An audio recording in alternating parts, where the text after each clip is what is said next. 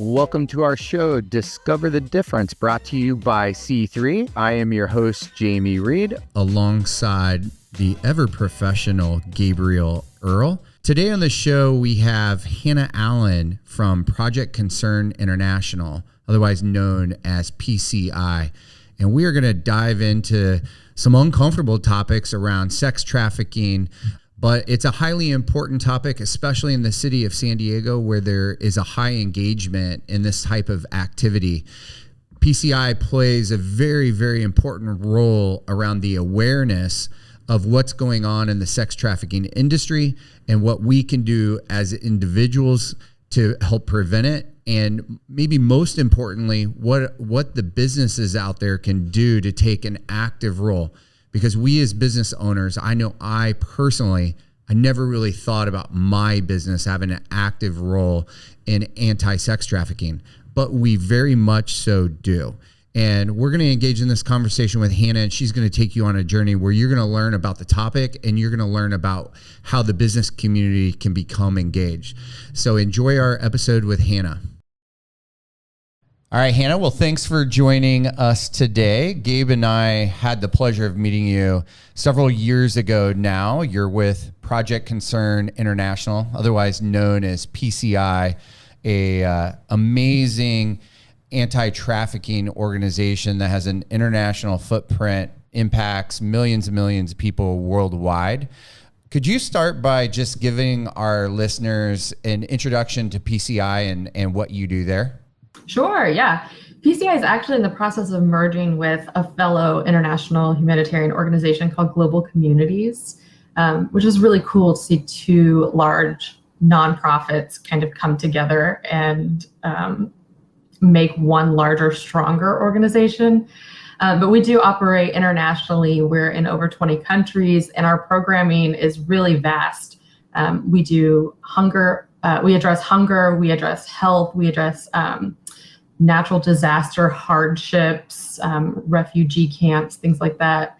But PCI was founded here in San Diego, and it was important to be sure that we're still in touch with our local community and we're serving them in a way that's useful. So about 10 years ago, PCI surveyed the local landscape of what's going on in San Diego and realized that human trafficking is definitely something that's happening here and it needs to be addressed here. And so we decided to pursue this cause, and it's been really impactful. Maybe you can, because I know, PCI is doing so many things all across the world, and it's pretty, they're working with, women and girls and hunger and, all these needs all around the world. I know you're kind of, focused on the human trafficking awareness. Can you talk a little bit more about, you're leading that project up, and just tell us a little bit about that? Yeah, absolutely. I think the story probably starts with our other anti-trafficking program, which is a prevention education program for youth called Project Roots. And it's a peer mentorship kind of setup with a curriculum to guide a facilitator through several weeks of conversations with kids. About 8 to 13 is who the program is aimed towards. And they have an adult facilitator who goes through the different activities and different subjects to cover, like what is equity and what does it mean? What is equality and what does that mean? What is empathy and how do we show it? So it's a really cool program, and PCI recognized that the place we can serve best is prevention education. We don't do any direct victim service work. We rely on the nonprofits here in San Diego who are already doing that work to kind of stay the leaders in that way. But another gap that we saw within the city is that we're missing activity from the private sector. The private sector doesn't know the extent of trafficking in San Diego, or the ways that they could unknowingly be contributing to trafficking. And we want to connect with them, break down some myths, create some educational foundation to not only make people aware of what's happening, but also tell them how they can be part of the solution. And so from that idea, we conceptualized a business alliance against sex trafficking. And it's been my job at PCI to create that business alliance, that framework that exists. So if you'd like to hear about it, I would love to give you a breakdown of E3 Alliance.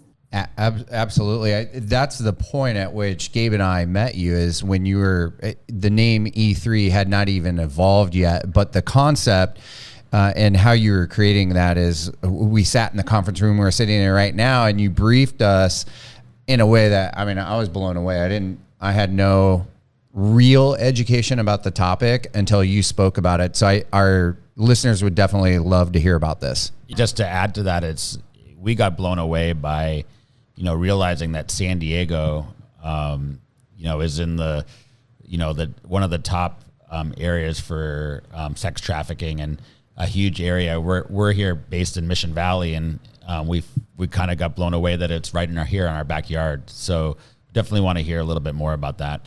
Yeah, I think in order to share with you about E3, I think it's important to share why this is a role that I'm doing. I've never been a victim of exploitation, and I had to find the place where I fit in this movement to actually use the skill sets that I have to offer. So I'll share with you that I originally came to San Diego from Las Vegas, and I spent about the first decade of my career working in casinos and hotels and nightclubs. And my job was to shoot TV shows and movies that wanted to use on location casinos, which is a really cool job. It's really rad, and I had a great time doing it. But the best way to shoot a movie inside the lobby of Caesar's Palace is to do it in the middle of the night. And the middle of the night in Las Vegas is also a great time to see lots of people being exploited, lots of people working in the money for sex trade. And we, as employees of the casinos, were not equipped with the knowledge, the resources, the information to actually do something about what we're seeing. In fact, the response from the casinos was to cite the person who I viewed as a victim, cite them for trespassing, and remove them from the property. And it was those instances, like observing those things happening, that made me realize something has to be done about this, and I actually might have the skill set to contribute to this. So that's what drives my passion about addressing sex trafficking and the importance of businesses being a part of that.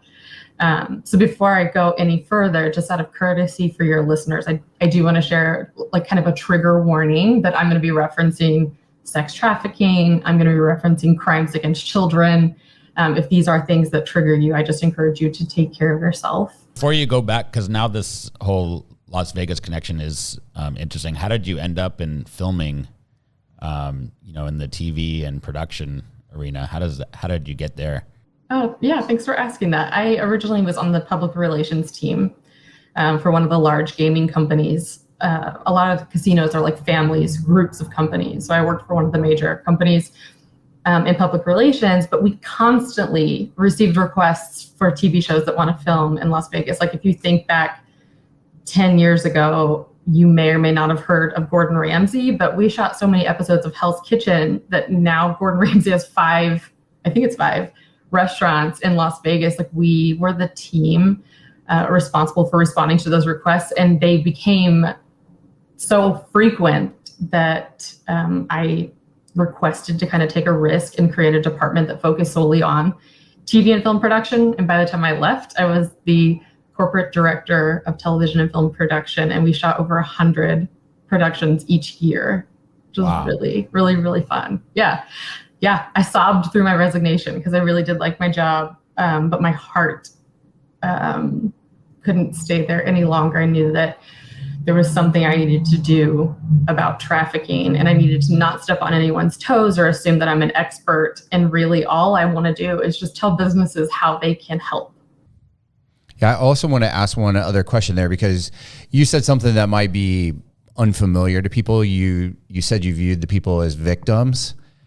A lot of people hearing that for the first time might not have that perspective. So did you just innately have that perspective, or did that evolve during your time in Las Vegas? Where does it come from? So the state of Nevada does have some laws where the exchange of money for sex is legal. Las Vegas is not one of those locations. Clark County, where Las Vegas exists, is not a county that allows for any kind of money in exchange for sex.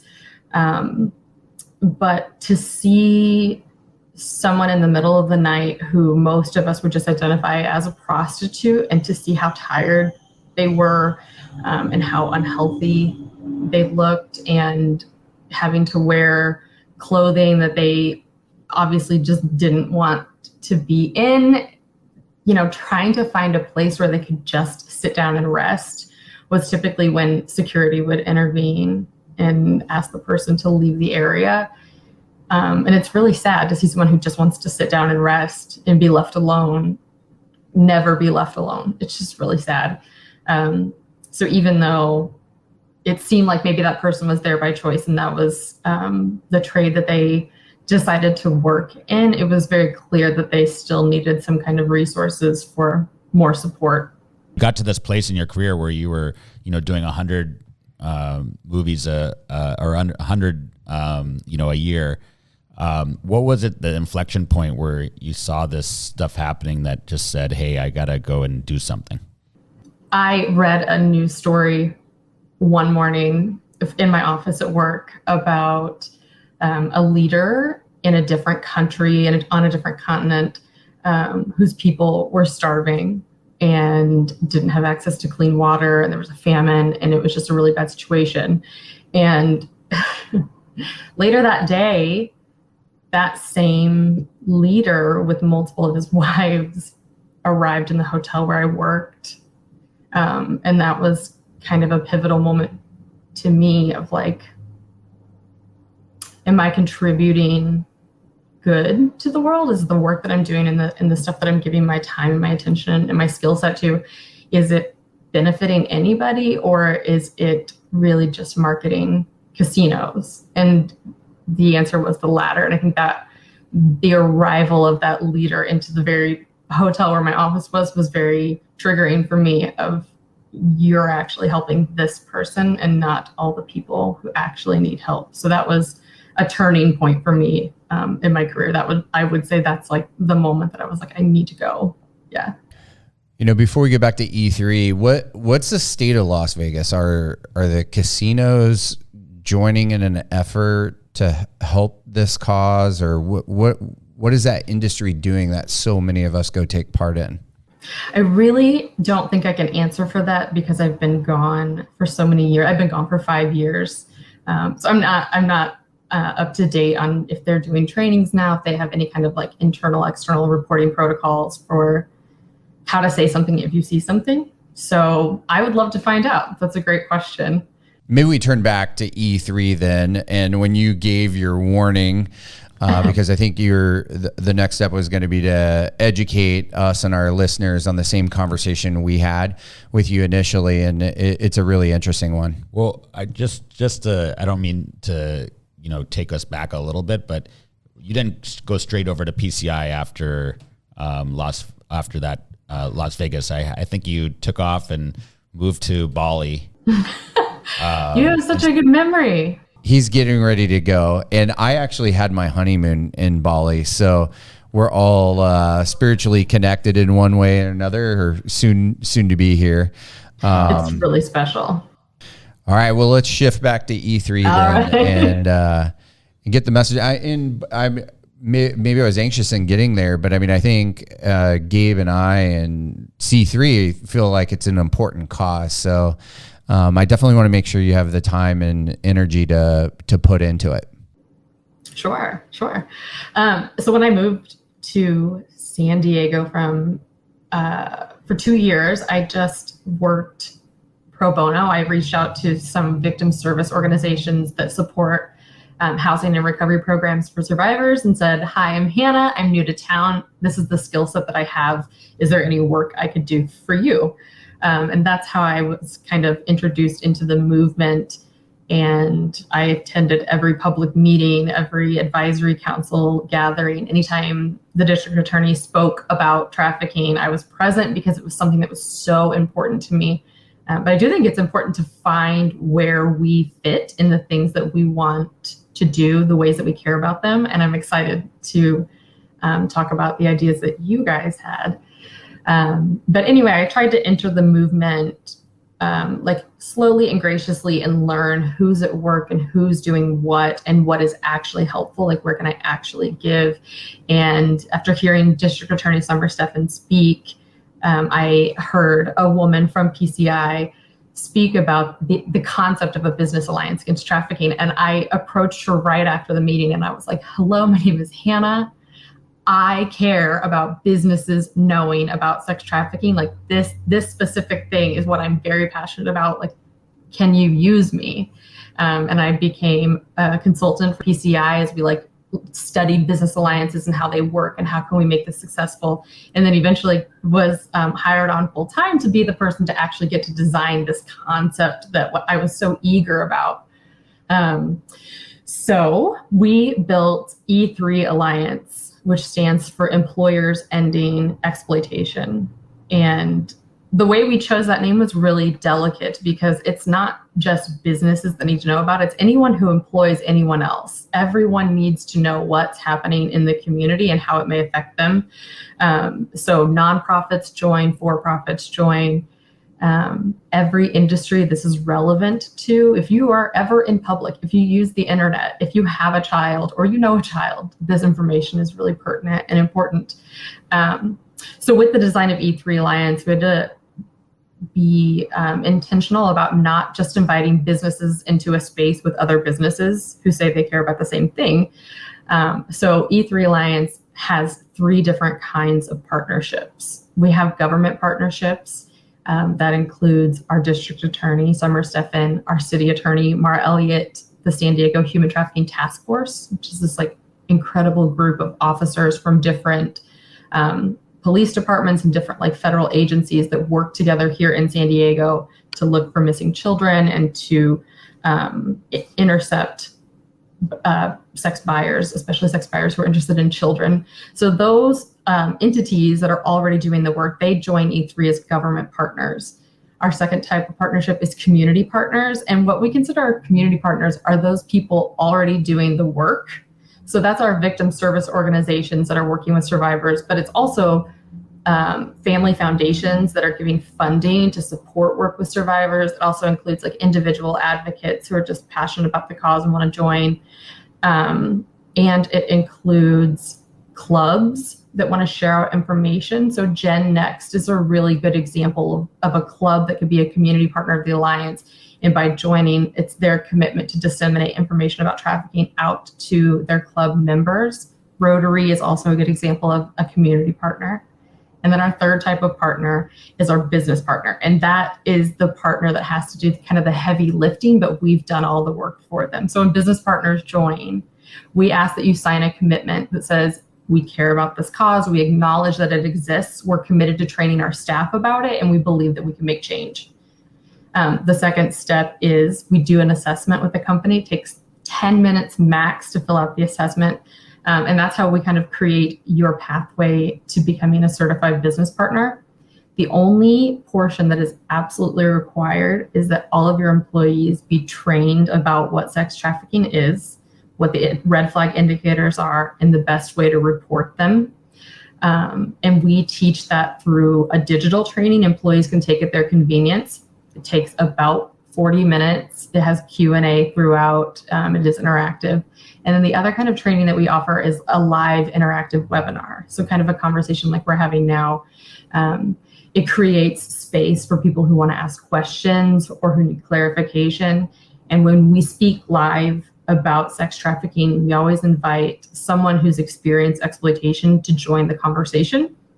That is like an ethical priority of PCIs, of our human trafficking portfolio, of E3 Alliance and Project Roots, that when we are teaching about sex trafficking, when we're actually giving a training and we're talking about how it happens, what it looks like, what to do, that we include the voice of someone who has experienced it. Makes it real, huh? Yeah. And we also prioritize that person has to be compensated for sharing their expertise with us.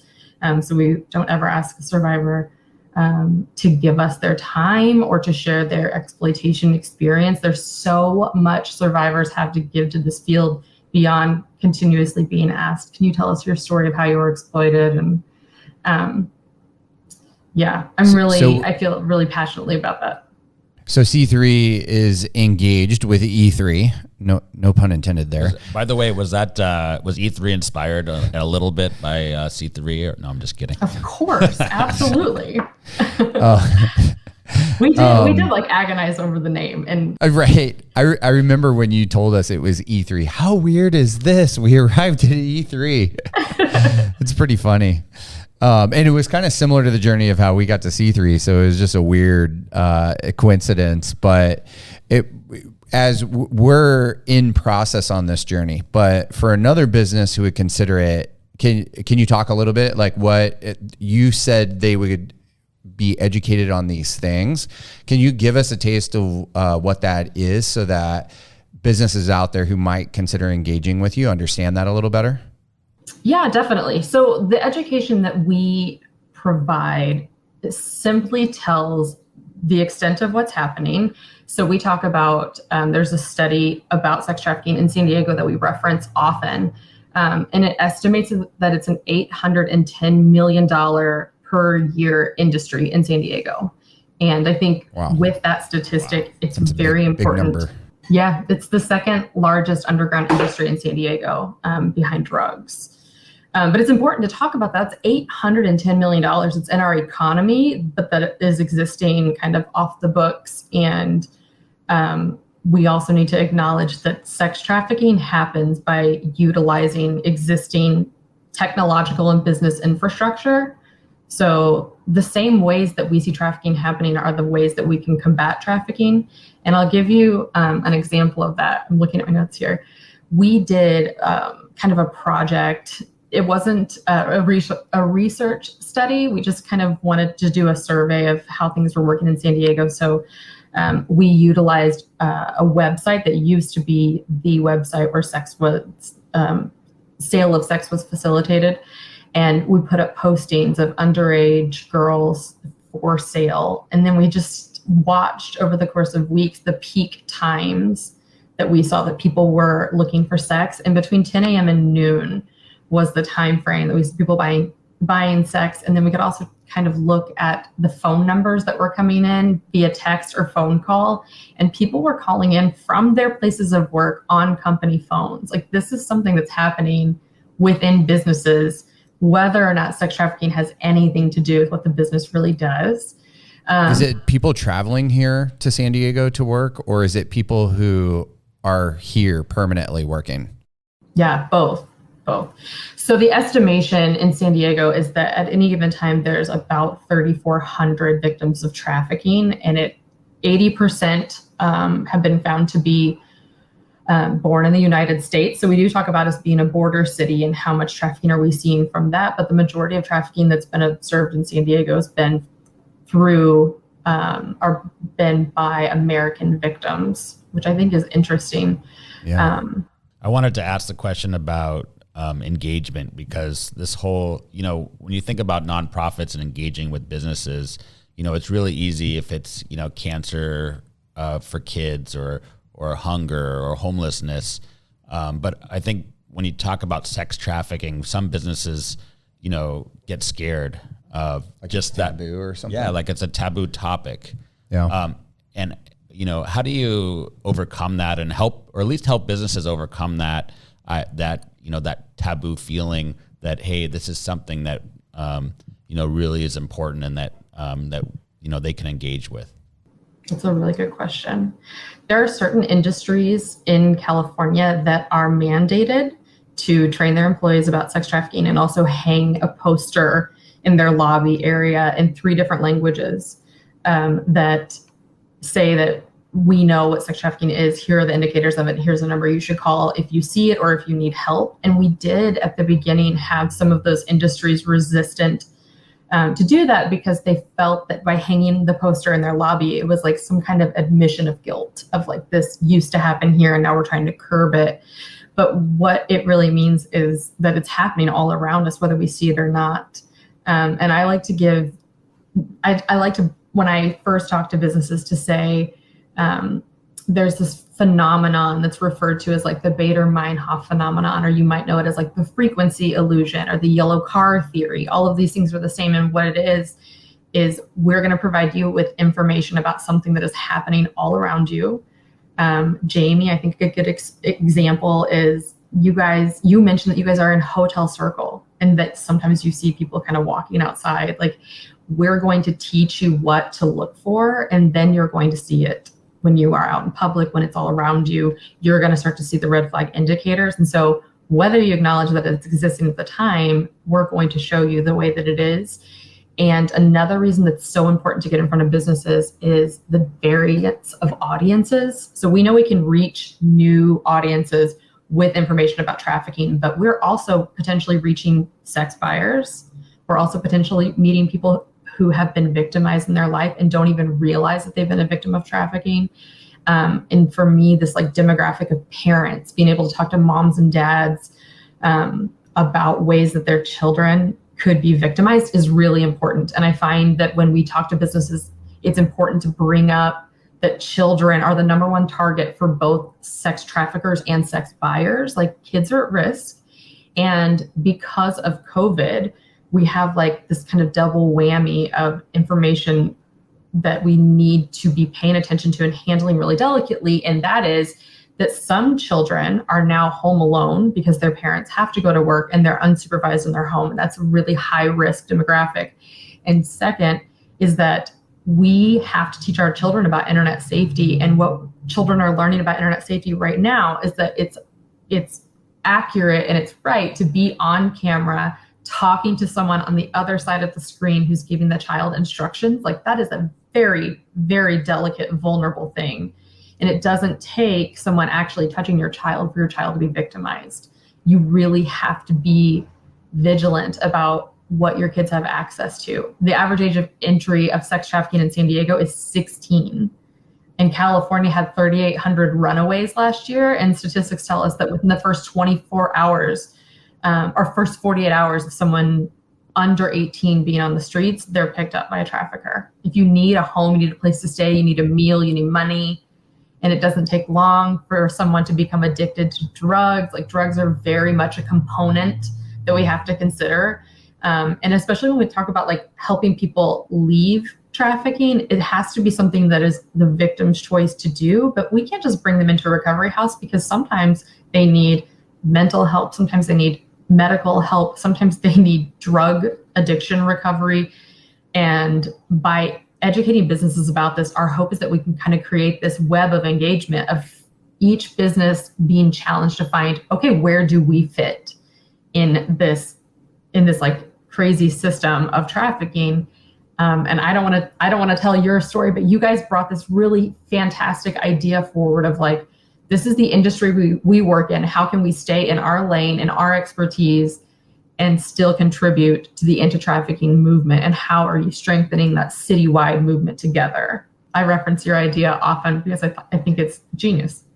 Well, maybe one that a story that a listener could resonate with regardless of the industry. I mean, I remember, I don't know if we told you this, Hannah, or not, but probably a few days after you initially spoke to us and educated us on all of this, Carla was in the parking lot and saw a van pull up with like 4 or 5 guys in it and a girl who was naked. And it looked like, disheveled or whatever word you want to use. So she came up because we spoke to some of the our leadership team about it. She's like, "Hey, I just saw this thing. What do I do with it?" And we were kind of like, "Well, we're not sure. We haven't got to that step yet." Like, we learned about like all the warning signs. So, we activated, we contacted the building owners, see if we get tapes. We reported it to the police. We started taking steps, but we really didn't know when business owners or businesses in the community go through your program, what kind of education do they get when they see that person walking down the street or they see someone in a hotel or like Carla did? Yeah. So when we teach people about trafficking, what's happening, what it really looks like, because it really does, there's a lot of different ways that trafficking exists and what it looks like. But what we ask people to focus on is when you see a combination of red flag indicators. So like, why are all those people in that van? Why was that woman naked? Why was she outnumbered? What were they doing in our parking lot? Like, what brought them here? So that combination of red flag indicators, you're right, is like, wow, this is very much telling us that this interaction has something to do with sex trafficking. So there's different ways to report depending on what you're seeing, and we go over that. We leave it to the business. We provide a really detailed template, but we leave it to the business to fill out that template to establish, what does your internal reporting protocol look like? Like, does Carla go to human resources, or she's in human resources? Does she go to ONA? Does she come to the partners? What is her route to report internally? And then also we provide an external reporting protocol. So if you see something, who do you call and what do you say? And that actually varies depending on what you're seeing. We say, if you see something that just triggers, like, I see a combination of red flags, it doesn't look like anyone's in immediate danger, but I feel like we need to know about this, we instruct you to call the National Human Trafficking Hotline, and they keep a record of what's happening in what city and what the frequency is, and they're in touch with our police department.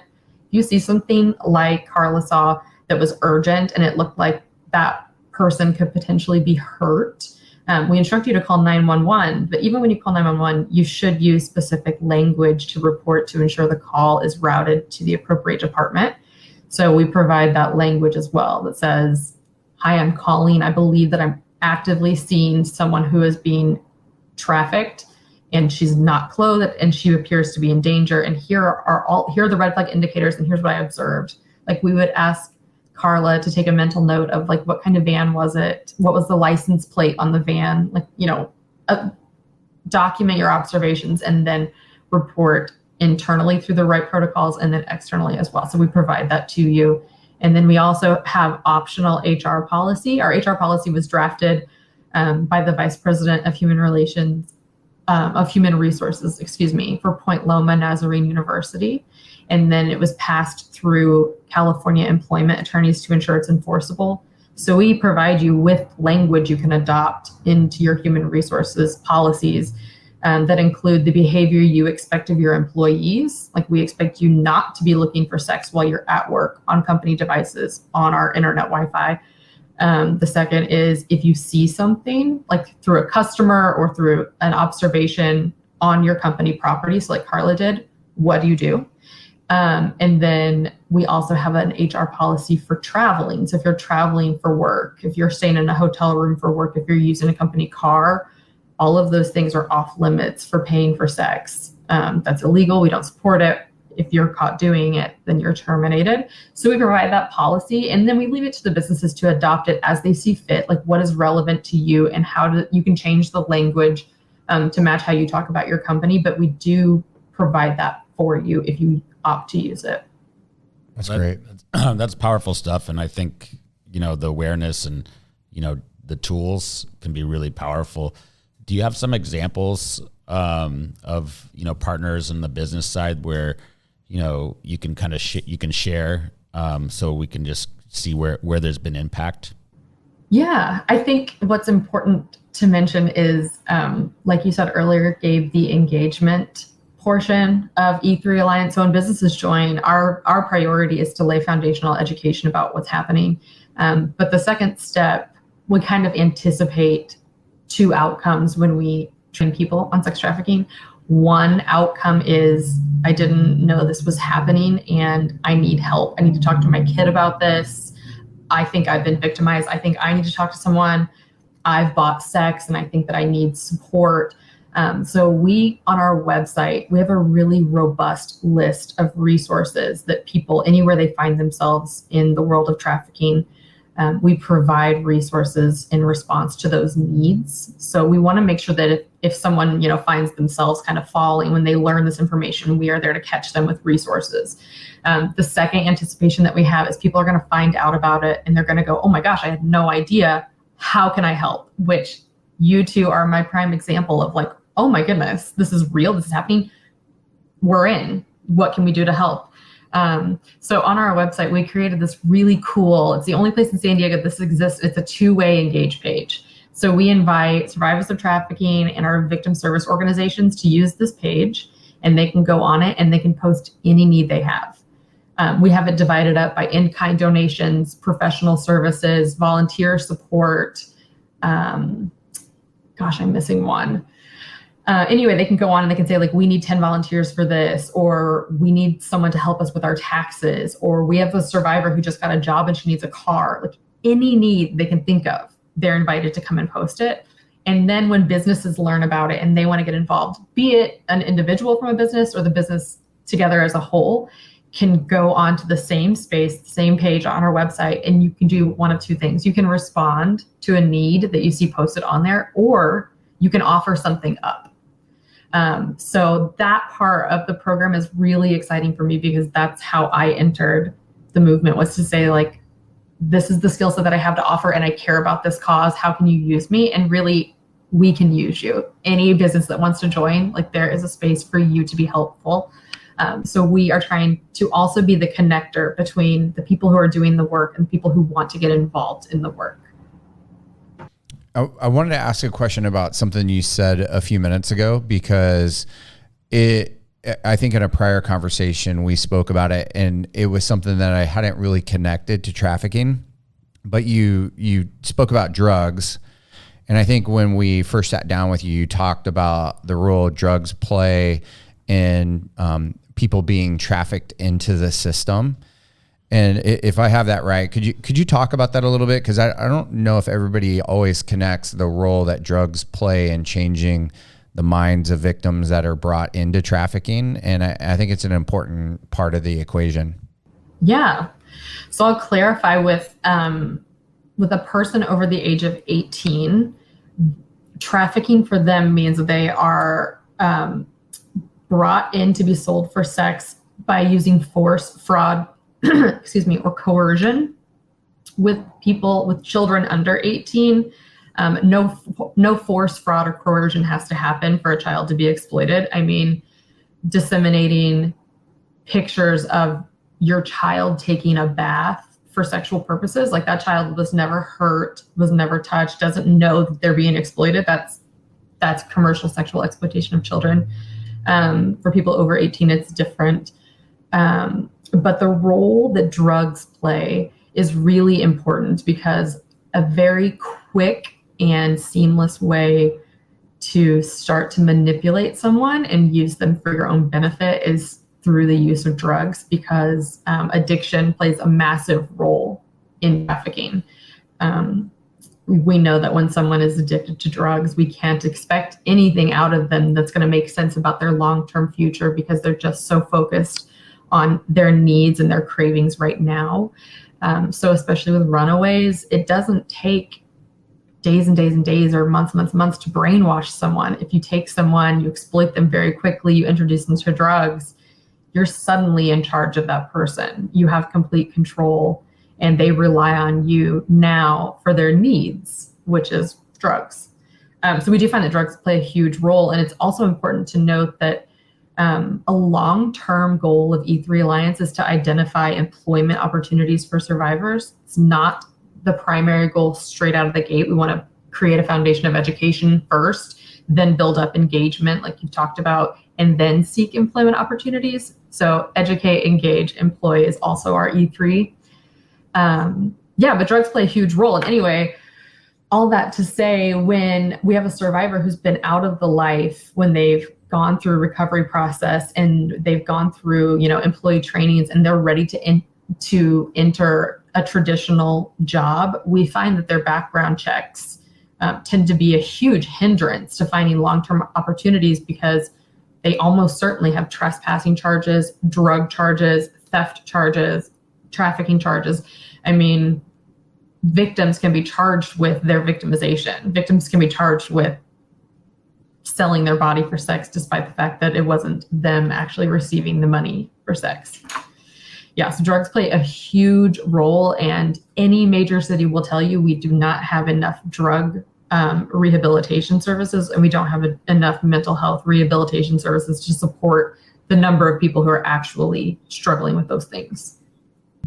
I did have Hannah, I had a question about, a lot of times I think, businesses and people are thinking like this is a real socioeconomic factor. Is majority of people that are getting sex trafficked, is it socioeconomic, or can it happen to anybody? Yeah, so it can happen to anybody, any age. We find that there are youths who are trafficked who have like really stable family life and background. The place where I think we start to lose protection of our kids is around internet safety. So I think, yes, of course, some people who struggle financially are at a much higher risk for sure. It does cross socioeconomic boundaries. So there are, for lack of a better term, there's like low hanging fruit that traffickers can capitalize on, like kids who are left unsupervised, especially kids who are seeking validation. I mean, I would encourage you just to get on Instagram and look up the hashtag teen model, and you can quickly see people who are crying out for validation, who want someone to look at their photograph and think that it's nice, that it's great. And that can be people from any background. But that's a huge warning to parents. If you look at your kids' social media and you see that what they're seeking out is some kind of usually exterior validation or someone who just wants to be heard and listened to, that's a very vulnerable child to trafficking. So that can be anybody from any life. And we do find that people from, who are experiencing extreme poverty to extreme wealth utilize the same kinds of social media. And we did a survey a couple of years ago about youths and trafficking, and we surveyed 20 San Diego high schools all over the county, and 20 out of 20 confirmed they have recruitment tactics happening on property. So kids being recruited by other kids their age, or people who are kind of lingering around high schools or looking for kids that want some kind of attention. Yeah. So a lot of it starts on social media and on the internet. Yeah, social media plays a huge role. There's actually a really cool person here in San Diego who works in the anti-trafficking field, who is working on technology that would tell parents that their child is at a higher risk and that they need to be looking at their social media. He also has kind of technology set up to identify youths who are kind of crying out for attention on social media and ways to get safe messaging to them of like, we see you, we think you're great and are happy you're here, and we want you to be safe. So here are some things to look out for. So we can almost utilize the same strategies that we see recruitment happening as a way to combat. Are there applications that, that your organization recommends for monitoring internet use for their kids? Yeah. Yep. They're listed under the resources page on E3's website, which is e3sandiego.org. If you go to resources, you'll see a section for parents, and that tells you about apps you can use for your kids' social media. It tells you there's programs for how to talk to your kids about pornography. Like when your kids are young, you have to protect them from becoming a victim of child pornography. But then as your kid gets older and they learn about things that interest them, we have to keep in mind, like, the internet is their teacher. So if your child is interested in things like sex, which of course a child going through puberty has questions about sex, it's really important that you be a part of that conversation and not just let the internet be the educator to your child about sex, because that is very confusing. A whole nother topic beyond business alliance is the parenting side of it. So it's scary stuff for anybody who has a kid to think about these things, because it's so foreign to how we grew up. We just didn't have that access. So it's not only do parents have to handle conversations about sex with their kids, but they have to go learn all this stuff that wasn't available to them when they were kids. So it's a challenge. I was just going to say, we have people who have taught along the way who have been like, oh, I didn't realize that's what sex trafficking. I've been a victim of that. And it's just really crazy. I think we need to do everything we can to get resources out to people who are in need wherever they find themselves. We have people who have bought sex a handful of times, and we consider them like someone who is persuadable. Like, maybe you've done this, but you don't have to do it again. And if you think you're going to do it again, there's support systems for you. Like, there's groups for people who buy sex. And I could talk like a full another hour about the dangers of child pornography and how sophisticated pedophile groups online are. I mean, they're very in touch with each other, and it is very complicated to access them, and it is messy and scary, and I'll talk to you about it another time. Sounds like a second podcast episode, right? That we're going to have you back on. All right, so we're going to move in now to rapid fire.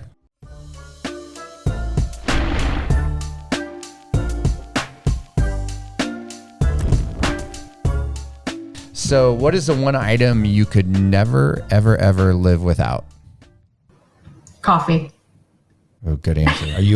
Are you a morning or night person? Morning. If you ran for a public office, what would your slogan be? We have to protect our kids. Good one. Your favorite Vegas-based film is?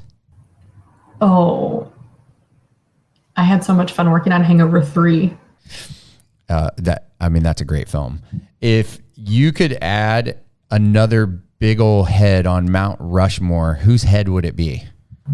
That's a good question. Harriet Tubman. Ooh, she's got some good answers. Yeah. What is the one thing you've always wanted to do? I'm doing everything I want to do. A bucket list item. There's a horse race in Mongolia that I would really like to participate in. We're going to have to get to that in the next podcast as well. What technology do you see changing or impacting the world the most? I think the majority of our interaction with people is going to become one-dimensional like it is right now. 2021, Hannah is going to be, Hannah is going to be the year of. I want to expand my education in this year. All right. So for businesses who would not view themselves in the direct line of sex trafficking, much like insurance, what's the use case for a friend of ours who owns a company in a similar position to get involved with E3? Sure. There's a legal case for businesses to join. There's a federal law called the Trafficking Victims Protection Act. And it says if trafficking happens using any part of your business and you fail to recognize the indicators of it, you can be held liable for it. So there's a business case for every business to be informed. But in 2021, we're learning that kind of the corporate social responsibility goals of businesses this year is dignity, equity, and inclusion. And no matter if you have anyone on your staff who's experienced exploitation, you most certainly have people on your staff who have experienced trauma. And by focusing on dignity, equity, and inclusion, I think that we're creating safer workspaces for anyone who's experienced trauma, like a veteran of combat war, someone who's experienced domestic violence. DE&I is such a good priority for businesses, and a great way to actually say that you're putting that into action is to look at sex trafficking, educate your staff about it, and find out where you fit in the solution. You've had this amazing journey to get to where you are, and you're doing really amazing things and making an impact. If you look back and reflect, what kind of advice would you give to your younger self? Yeah, I would definitely tell my younger self to be constantly in touch with my footprint on the world. Like, is what I'm doing helpful? Is it hurting anyone? Am I spending my time wisely? Yeah. I think that connects well to your experience in Bali. Yeah. So our organization, we you know how we are. We like to be different. We champion it. What's the difference around E3 and or PCI from other organizations that makes you all different and special? We are currently the program in the city that's educating businesses. There are certainly other organizations and other advocates who have trained businesses. Definitely want to acknowledge them, but we're the ones focusing on it. And I think what sets us apart is that we're trying to do the work that's our expertise and alleviate other organizations from needing to worry about things like this. So there have been businesses along the way who've been like, hey, we want to train our staff. And maybe like an executive director of a recovery house will come in and train a staff. And that's great. But if we can alleviate them from focusing on that and letting us do that part for them. Our hope is that we can engage the businesses, connect them with the victim service organizations, and find ways that we can engage and build the movement. That makes perfect sense. Well, C3 is committed to be a partner with E3, and we're going to shout it from the rooftops. But if somebody's listened to this podcast and they want to engage, what's the best way for them to get in contact with you if it's not through Gabe or I? Yeah, so visit our website. It's e3sandiego.org. There's an option to contact us or to join. Just click that. It's a really short form. Just collect like your name, your email address, and your organization, and is sent to my team. So anything that you submit through the website will come across my desk. I'll ensure that we get in touch with you, and we'll get you started on the implementation pathway to becoming an anti-trafficking organization. Yeah, perfect. That's great. Any parting words? Pay attention to your children. Those are my parting words. Pay attention to children. We need to be keeping an eye on children and what they're doing and who is contacting them. It's so important that our kids feel seen and heard and validated at home so they don't have to seek that somewhere else. Yeah, I think that's amazing when you are connecting with businesses. You know, all the employees and leadership, a lot of them have kids, and that can just have this trickle effect on helping us keep our kids safe. So thank you for all your work. Yeah, I'll share with you. I'm not a mother, but I have all this maternal energy, and all the maternal energy I have goes into this. Like, I don't have to care about my kids, but I care about yours. That's awesome. Great perspective. Thank you. Well, thanks so much, Hannah. We appreciate your time today and all the work you're doing on the sex trafficking front in San Diego to fight the good fight. Thank you. Thanks for having me. I appreciate the opportunity.